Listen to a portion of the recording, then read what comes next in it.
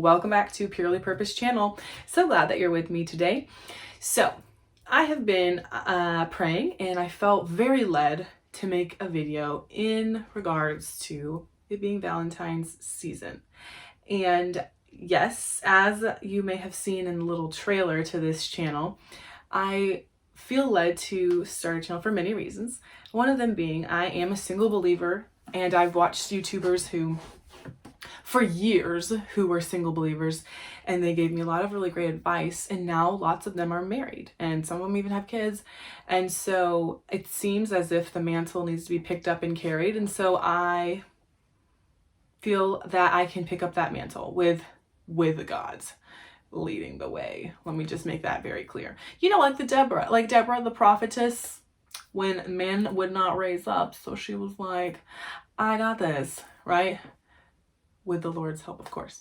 So I'm excited, and this has definitely been a long time coming.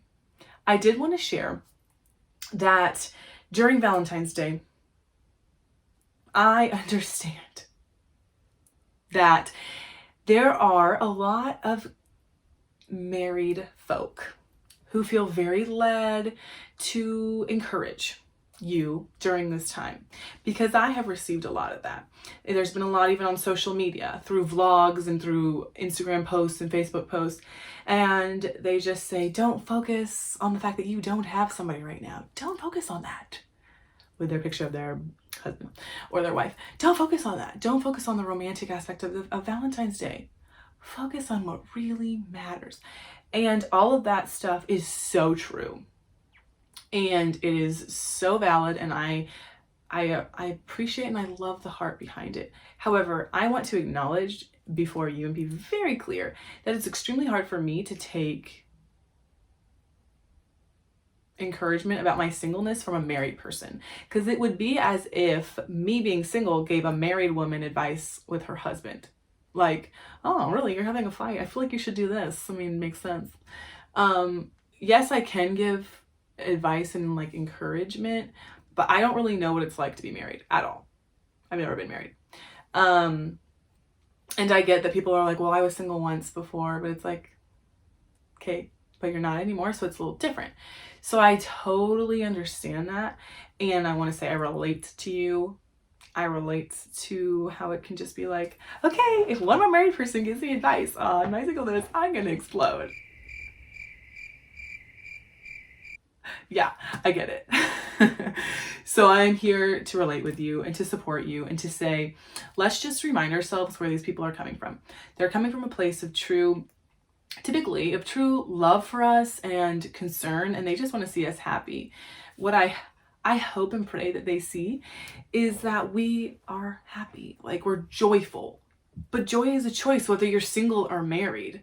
It's not like you get married and all of a sudden, boom, joy all the time. At least that's what my married friends tell me. So I think that we just need to remind ourselves it's a choice. Joy is a choice, no matter what your status is in your relationship. Something that I think is important to share for me personally. I'm gonna be upfront with you. I ain't gonna front with you, okay?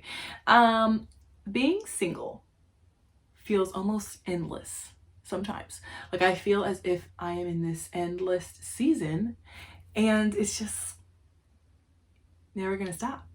It's like you're in a tunnel and the tunnel keeps going. It's like, where's the light, Lord?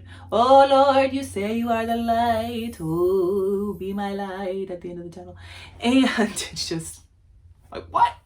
So over the past few years, it's definitely been a struggle with my singleness. And for me, I've had victories in it. I've had struggles. The past 5 months have been such a struggle. I have been so low, emotionally, spiritually, mentally, very low. And I have even been angry with the Lord. I have cried. I have questioned him. I have questioned his plan and his timing. But the neat thing about having a relationship with God is that he's not afraid of our broken prayers. One of my favorite songs is by Clemmons, and it's Broken Prayers. And that song literally like brings me to tears almost every time I listen and really listen to the lyrics. And it's God can handle our emotions because he created our emotions, right? So he can handle when we're angry.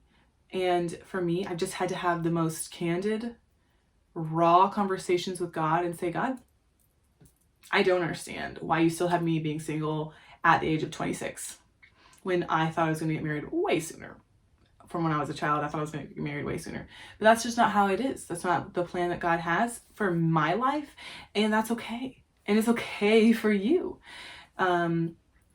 We don't need to let society or family or anyone tell us when we're supposed to get married because there is no timeline. Everything is hand selected and handcrafted by a loving, brilliant creator. So we've got to remind ourselves of that when things get tough. Again, I'm going to relate with you and say that there are moments where we're not trusting in the Lord fully. And I've been angry for days, sometimes for weeks. And that's not good because that anger and that untrusting spirit towards God, it's led me to do a lot of really questionable things that I'm not proud of at all.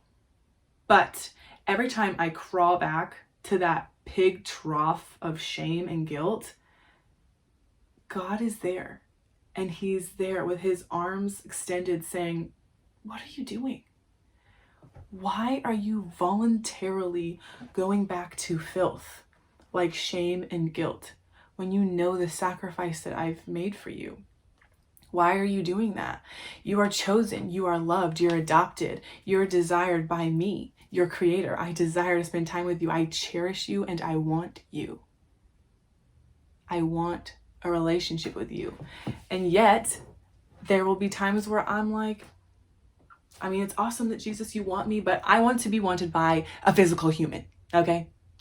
And God gave us those desires to want to get married. So that's not wrong. That's not a wrong thing. But when it's not our season and we keep trying to reach into the next season, when he just wants us to learn how to be satisfied and complete in the current season we're in, that's when it's wrong.